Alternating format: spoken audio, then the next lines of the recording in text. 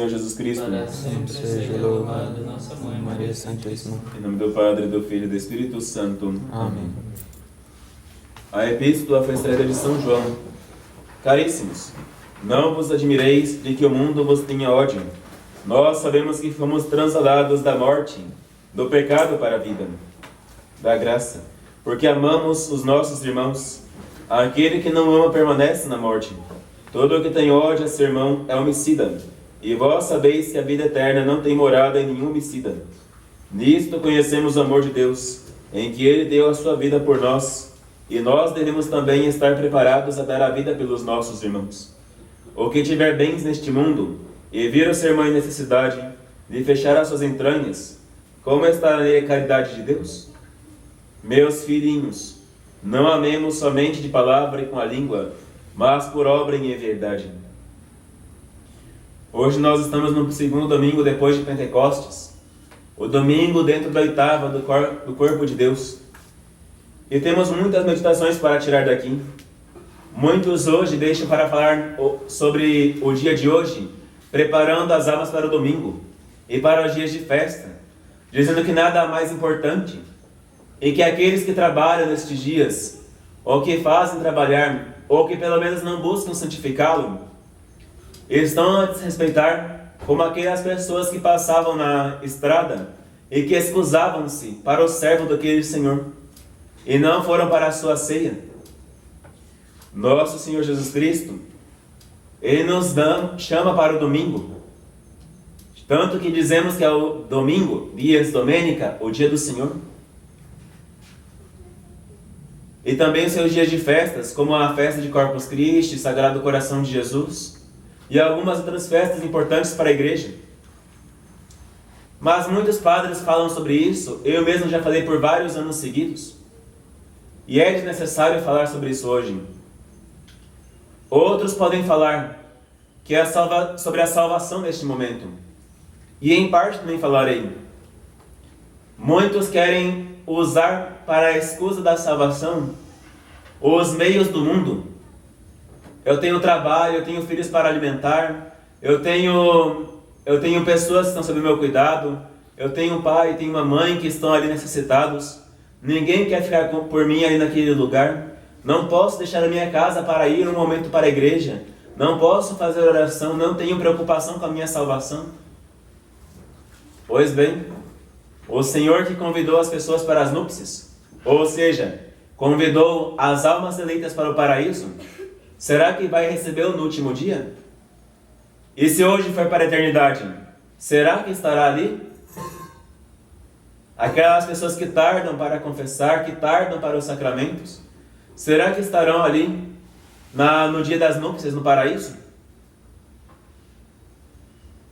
Mas não é isso que falaremos hoje. Hoje posso falar daquelas almas que nestes tempos, elas pouco se preocupam com a salvação, pouco se preocupam com o domingo, pouco se preocupam com nada, porque falam que a salvação, o estudo da fé católica, é para a última hora, é para a hora da morte. Falarei hoje daquelas pessoas que querem gozar da vida toda, como dizia o apóstolo São Paulo, coroemo-nos de rosas, antes que murchem, comamos e bebamos, porque amanhã morreremos.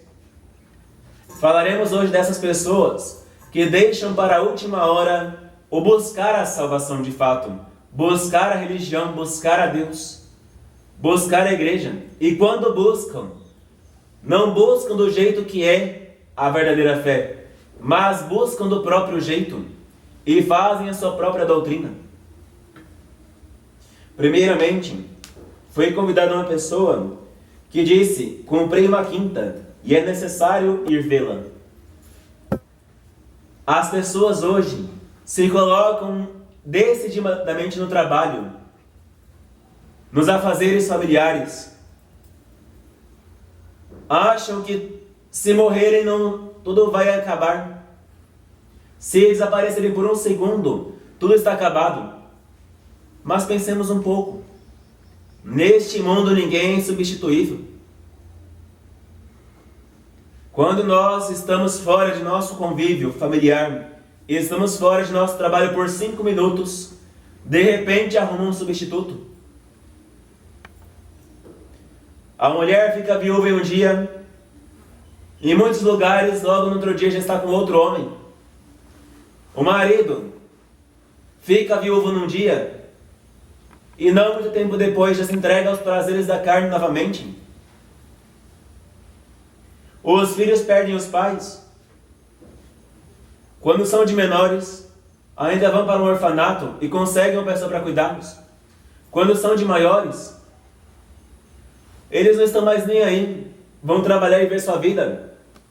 Quando muitos choram no caixão, no dia do velório, e isso se estimam e amam seus pais, se não, mandam enterrar e vão-se embora e cuidar de sua vida. Como muitas vezes eu vi casos parecidos em cemitérios, em que o caixão foi velado sozinho, somente por Deus e pelos anjos, porque não tinha uma alma ali presente no velório, nem filho, nem irmão, nem irmã, nem tia, nem pai, nem mãe, ninguém. Só havia o caixão e o defunto, e os funcionários do cemitério para levar para a cova. Ninguém é insubstituível. Se não vamos para a nossa consulta no médico, logo colocam outro no lugar. Se não vamos para a entrevista com o advogado, com o contador, logo consegue outra pessoa. Nada de novo debaixo do sol. Assim era o passado, assim é hoje, e assim será no futuro. E todas essas coisas, dizia Santo Afonso de Ligório, são como brincadeira de criança. O único negócio necessário de fato é a nossa salvação.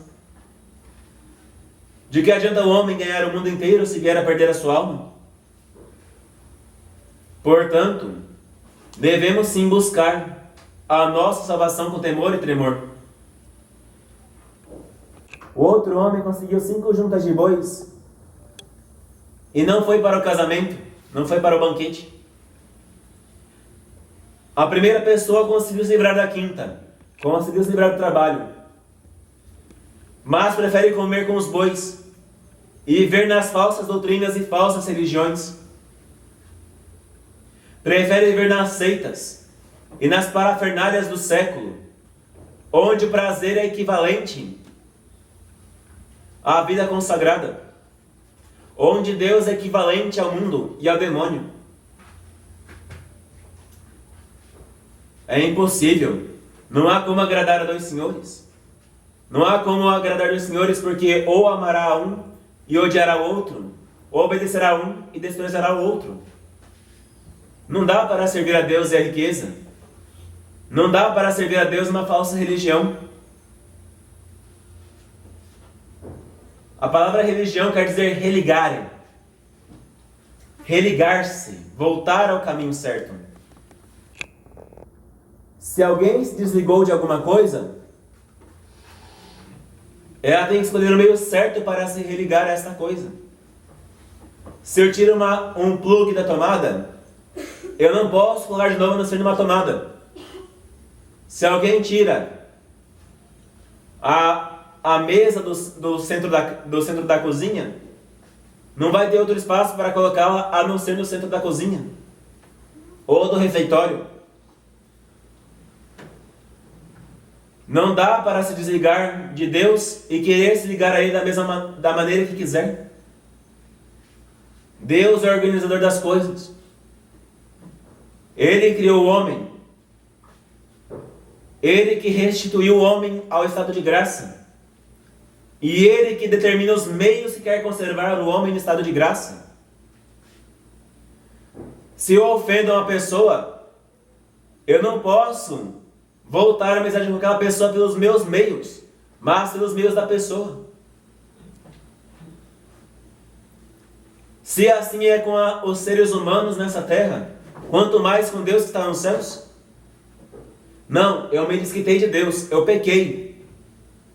Mas eu vou me ligar a Deus de novo do meu jeito. Vou fazer da minha maneira. Vou fundar a minha igreja.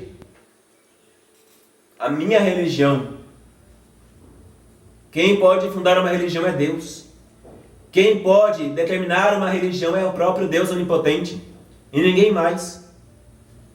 Ninguém pode fazer sacrifícios a Deus, a não ser que Deus os determine. E ninguém pode retirar uma palha da religião verdadeira, se não for com a permissão de Deus. Se tirar sem ela, vai acabar caindo na fossa da impiedade e da loucura. Nós temos que sair dos afazeres, temos que buscar a religião verdadeira, e tem que ser pela doutrina certa. Aqui, o último exemplo de um homem que não conseguiu, se excusou da ceia, foi o homem que casou-se. Casei e não posso ir. Pois bem, o que é este casei e não posso ir? São aqueles homens que não buscam a verdadeira doutrina, o verdadeiro conhecimento da fé, porque de fato se agregaram ao próprio juízo, se agregaram ao próprio conhecimento, se casaram consigo mesmos e não com Deus. Essas pessoas que casaram-se consigo mesmas tornam a sua própria vida infeliz, desgraçada, horrivelmente nefasta. Quem pode terminar uma fé? Deus. Um professor determina a fé quando nos ensina uma coisa sobre alguma coisa que nós não sabemos, e nós cremos por uma fé natural e humana, e vamos confirmar somente no dia que provarmos aquilo com os nossos próprios olhos. Deus é o único que pode revelar quem Ele é. E não importa quantas razões nós tenhamos, jamais poderemos dizer quem é Deus ou o que é certo e errado sem Deus. É impossível. Podemos conjecturar muitas coisas, mas vai acabar tudo no mesmo lugar. Lugar nenhum. Como estes médicos hoje em dia, esses cientistas, que querem fazer da própria ciência o seu juízo e acabam esquecendo das coisas mais simples. Como dizia a imitação de Cristo, olham constantemente para o movimento dos astros e sabem determinar qual é o movimento da constelação, mas não conseguem olhar para si mesmos.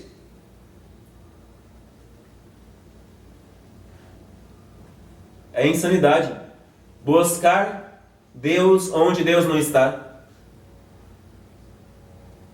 Acabou que o senhor da casa, o homem que fez a ceia, o banquete, convidou para o seu banquete os cegos, os coxos, os aleijados e outras pessoas que estavam ali e que eram desprezadas no mundo, os escravos, os ímpios, os surdos. Pois bem, se formos separar bem, as pessoas cegas, aleijadas, as pessoas que são surdas, elas muitas vezes conseguem fazer muito por si mesmas, mas fazem devagar e pensando em cada uma das coisas que estão fazendo. Assim são as almas contemplativas. São cegas para as visões do mundo que o mundo oferece. São surdas aos apelos do demônio. São aleijadas e coxas para não correr atrás do próprio juízo, mas somente andam com passos seguros no caminho que Deus fez, tocando gravemente cada pegada que Ele deixou, sem se deixar levar por caminhos alheios àqueles que Deus formou.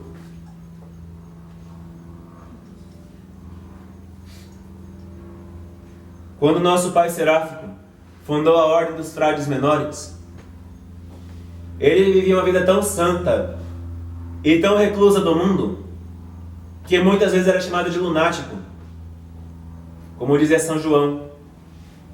Sereis odiados por causa de mim, por causa da doutrina. O mundo vos odiará. Paciência.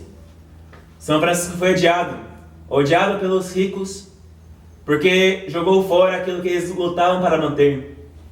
Odiado pelos pobres, porque desprezou aquilo que eles desejavam. Odiado pelos poderosos, porque se fez humilde servo. Odiado até mesmo por alguns monges, porque já haviam se corrompido pelas suas próprias espertezas. Nosso Pai Seráfico se fez cego, sim.